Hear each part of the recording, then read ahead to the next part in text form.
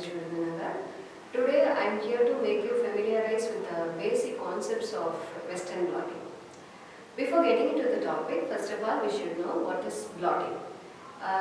This is a general term. It refers to the process of making a surface dry with the help of an adsorbent material. As a technical jargon, this blotting refers to the transfer of a biological macromolecule from a gel to the membrane. Thus, here the gel is made dry with the help of the membrane as an adsorbent material. Among the various types of blotting techniques, there are several types of blotting techniques which was named based on the type of macromolecule that we are using for transfer. It will be named as southern blotting or northern blotting or western blotting based on the type of macromolecule. In case of DNA, if you are transferring the DNA from gel to the membrane, it is named as southern blotting. And if we are transferring an RNA molecule, ribonucleic acid molecule from a gel to the membrane, it is called as northern blotting. And in case of protein, this is named as western blotting.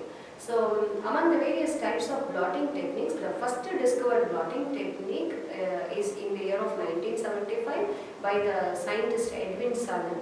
Hence, it is named after him as the southern blotting. And after that, in the year of 1977, a blotting technique was introduced for detection of RNA molecule. And also in 1979, another one blotting technique was introduced for the detection of protein molecule, which was named as western and northern blotting. Just for the sake of convenience, for better understanding, these techniques were named as western and northern blotting. Since the first discovered blotting technique was named as southern blotting, the successively discovered techniques were named as northern and western blotting itself. So, whatever may be the blotting techniques we are performing, there are 4 important steps we have to follow which should not be avoided. First, we have to isolate the macromolecule and it should be separated well using a gel electrophoresis apparatus. In case of DNA molecule, if we are going to transfer a DNA molecule from gel to the membrane, we have to first isolate the DNA molecule and it should be subjected to agarose gel electrophoresis. Also, in case of RNA, we can also go for the agarose gel electrophoresis, but in case of protein, we have to go for sodium rhodocyan sulfide polyacrylamide gel electrophoresis. Okay. Then after that, we have to transfer the macromolecule from gel to the membrane. Here in this case, we have 3 different types of membrane available, which are nylon membrane, nitrocellulose membrane and polyvinylidene membrane. But we have to choose whichever membrane will be suitable for the type of macromolecule that we are going to transfer using this technique. And after that, we have to block the membrane and finally we have to go for the detection. And now let us get some closer to the western blotting molecule. As I have told you, this is a technique which is used for the detection of protein. And I think this technique will be much familiarized and it will be much popular since this is serving as a confirmatory test for HIV. But this western blotting is not only used for the confirmatory test, not only used for the confirmation of HIV, but also it can be used for the analysis of various protein molecules from different sources. Since in case of HIV, most of the antigen or protein, this western blotting serves as a confirmatory test in case of the HIV detection.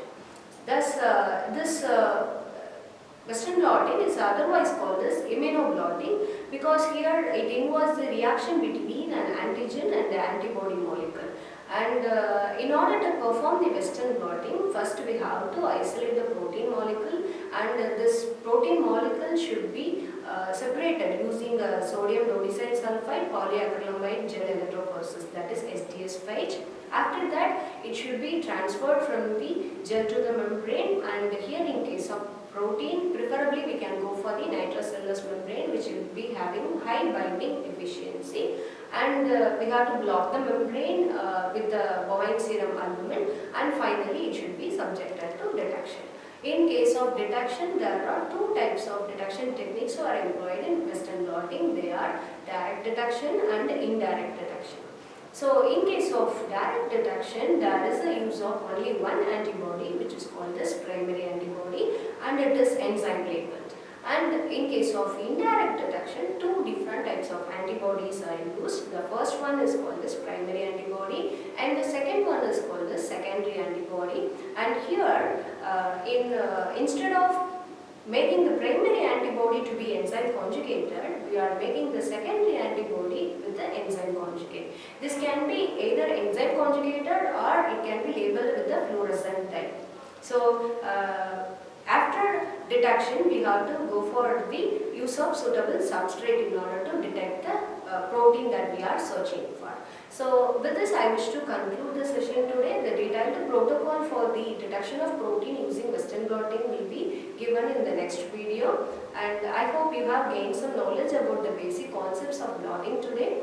So thank you. Have a happy learning.